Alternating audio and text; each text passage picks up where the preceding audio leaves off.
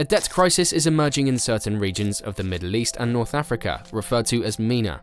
The level of debt in these countries has been steadily increasing, reaching alarming heights. Egypt, Jordan, and Tunisia find themselves in a precarious situation as their economic stability hangs in the balance due to the looming threat of a debt crisis. Lebanon, already grappling with one of the most severe economic crises globally, serves as a cautionary example. Its descent into default has shed light into the acute debt-related challenges faced by these countries and the wider implications they entail. The mounting debt, combined with unfavorable global economic prospects, is creating a perfect storm. This crisis has been fueled by the scarcity of low-interest financing and the reluctance of affluent MENA oil producers to continue providing unconditional financial support as they have done in the past. Compounding this complex equation are the challenging social conditions these countries confront, leaving little room for significant fiscal consolidation. Consequently, maintaining debt sustainability has become an immense challenge for these nations, growing increasingly daunting with time. Not only are the prospects for economic growth at stake, but also the socio-political stability of these countries. The stakes are high. Amid these grim realities lies a narrow path to salvation, one that necessitates bold and proactive measures to directly confront the debt crisis. Before we continue, click that like and subscribe button and hit the notification bell to stay updated with our latest videos. This channel will keep you updated on the most intriguing videos on economic topics all around the world. The debt issues in the MENA region are deeply rooted in a combination of unfortunate circumstances and poor policy decisions. Each nation in the region, namely Egypt, Jordan, Lebanon, and Tunisia, faces a unique set of problems characterized by varying political and economic landscapes, as well as disparities in the composition of their outstanding debt. However, there is a common thread running through their predicaments: persistent structural issues related to governance and regulatory frameworks, state-controlled economies, bloated public sectors that hinder private sector growth, low domestic revenue mobilization, and poorly targeted subsidies have consistently hindered these nations. These problems have persisted for a long time due to inadequate reforms. Additionally, their reliance on fixed exchange rates and debt financing further contributes to an impending crisis. The situation has been worsened by global economic fluctuations and recent shocks, such as the pandemic and the spillovers from Russia's invasion of Ukraine, as well as higher food prices, which contribute to escalating debt levels. Societal challenges and a lack of trust in the government, which impede the equitable distribution of economic adjustment burdens, have compounded the problem. Consequently, public debt has been utilized as a temporary solution to postpone addressing economic issues, but without providing lasting solutions.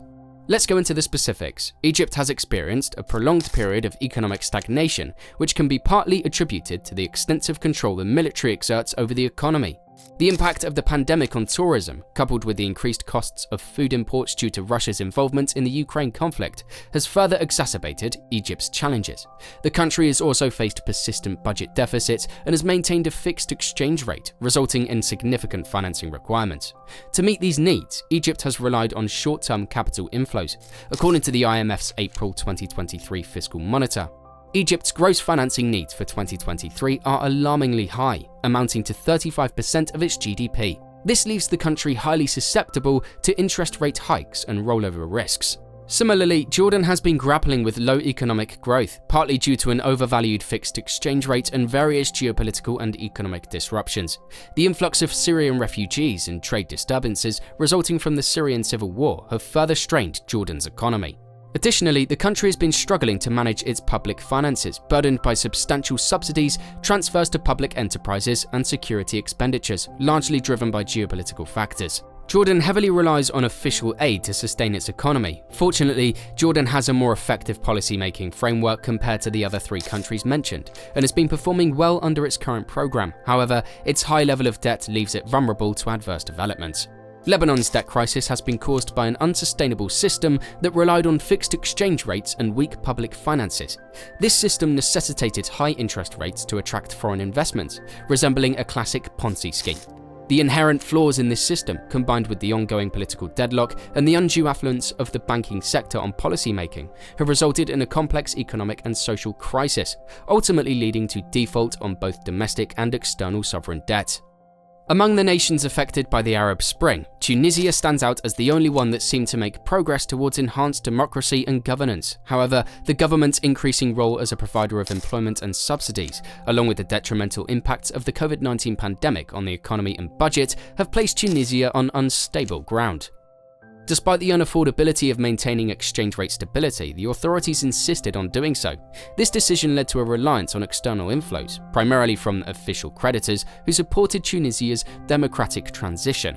However, recent political upheavals that have undermined Tunisia's democratic progress, coupled with a refusal to implement necessary reforms, have eroded the country's ability to repay its debt, inevitably pushing it towards a state of debt distress. The debt crises experienced by the MENA region are not a recent occurrence. In the past, the region faced periods of debt distress during the 1980s and 1990s, which were triggered by both internal and international conflicts, as well as unfavorable global conditions such as adverse shifts in commodity prices. The mismanagement of fiscal and external imbalances resulted in multiple instances of debt restructuring, primarily involving public and publicly guaranteed debt. During these crises, the main creditors to the MENA countries were the Paris Club and regional bilateral creditors, commercial banks, and multilateral agencies. The debt crises of the 1980s were addressed through agreements with the Paris Club and private banks, known as Brady deals, which requires the implementation of structural adjustment programs. In the 1990s and early 2000s, another series of debt rescheduling efforts were undertaken to tackle debt distress, partly caused by the aftermath of regional conflicts, particularly the First Gulf War. These debt rescheduling efforts, especially for Egypt, Iraq, and Jordan, received significant support from the international community and international financial institutions. However, despite the historical episodes of debt restructuring, the path to further restructuring today is filled with challenges. Given the current economic climate, it is expected to be considerably more complex and difficult. In recent years, there have been significant advancements in the global debt architecture, particularly with the introduction of collective action clauses in sovereign bond contracts. These changes have expedited the process of debt restructuring for sovereign Eurobonds, which is a positive step forward. However, overall, these new developments have made sovereign debt restructuring more complex, and this complexity is further exacerbated by flaws in the global financial system. The restructuring process in Sri Lanka serves as evidence of the lengthy delays and potential difficulties associated with such proceedings in today's context. There are several reasons why debt restructuring has become more challenging than in the past. Firstly, the rise of China and other non-Paris Club creditors has led to a more fragmented official creditor base. While China's claims on highly indebted countries in the MENA region are not significant, its emergence as a major global creditor has made the restructuring process more political, slower, and more difficult in general. Secondly, private creditors have shown reluctance and tardiness in providing debt relief. Thirdly, many MENA countries such as Egypt have a substantial amount of domestic debt. In the future, creditors may request an expanded restructuring scope to include this debt. However, most of this domestic debt is held by local banks and pensions, which poses challenges for its inclusion in the restructuring process. Lastly, the Group of 20, or G20, common framework only applies to low-income countries and is therefore not applicable to most MENA countries, which are classified as middle income. The exceptions are Sudan, which is finally addressing its long-standing debt issues under the Heavily Indebted Poor Countries Initiative, and Yemen, a country still grappling with conflict and likely to require some time to resolve its debt problems. This new reality of debt means that addressing the growing debt issues in the MENA region is an extremely challenging task. The high-debt MENA countries are currently facing the looming threat of unsustainable debt and prolonged, distressing restructuring. These risks can potentially be alleviated through a combination of policies aimed at promoting economic growth, obtaining new sources of financing, and implementing some level of fiscal consolidation. However, the current outlook appears to be bleak. To begin with, the global economy is experiencing a weak forecast, with growth prospects continuously being revised downwards due to persistently high inflation. Additionally, securing external financing will present a significant challenge, and if obtained, it will come with high interest rates. The oil-rich nations of the Gulf Cooperation Council, which have traditionally provided substantial financial assistance, have re-evaluated their aid strategy. They now require borrowers to demonstrate a concrete and credible commitment to implementing structural reforms, particularly those aimed at creating a more attractive environment for its foreign direct investment.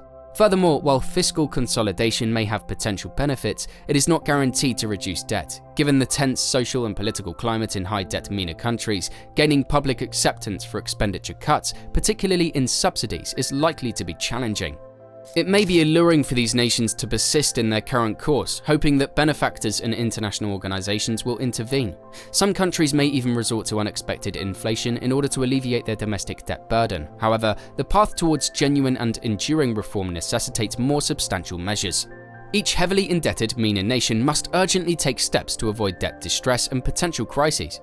The specific measures will vary from country to country, but all must address overarching governance issues and demonstrate a credible commitment to reform. For example, Egypt should dismantle its burdensome regulatory system and reduce the military's involvement in the economy to stimulate growth. Additionally, Egypt should undertake a robust privatization process that attracts foreign investment. Jordan should implement comprehensive structural reforms to prevent a crisis. Tunisia must swiftly reverse the recent erosion of democracy and embark on crucial reforms. Lebanon must expeditiously form a government that transcends its deeply entrenched sectarian divisions and guides the country towards reform. The likelihood of both the necessary reforms being implemented and the global economic climate becoming favorable is slim, and both are necessary. The high-debt MENA nations do have a narrow escape route from imminent debt crisis, but current policies and unfavorable global developments are likely to further restrict that path. In particular, the prospects for fundamental changes in policies and economic management are bleak. Consequently, some form of debt restructuring may be inevitable. Debt restructuring, due to its inevitable economic disruption and harm, should be considered a last resort. However, if it is indeed unavoidable, it is preferable to undertake it proactively as part of a broader set of corrective actions. The heavily indebted countries in the MENA region are currently facing a severe debt crisis caused by internal inefficiencies, inadequate governance, and an unforgiving global economic climate. Successfully navigating through this crisis will necessitate prompt and targeted interventions, genuine reform efforts, and the willingness and capability to address debt restructuring. Urgency is paramount, as the present moment calls for decisive action. The crucial question lies in whether these nations will undertake the necessary political transformations and seize this pivotal opportunity to commit to and implement reforms, or if they will persist in drifting deeper into a perilous sea of debt. We hope this video gave you a comprehensive understanding of the debt crisis in the Middle Eastern and North African countries. As always, if you enjoyed this video, don't forget to like, comment, and subscribe for more in-depth global economic content.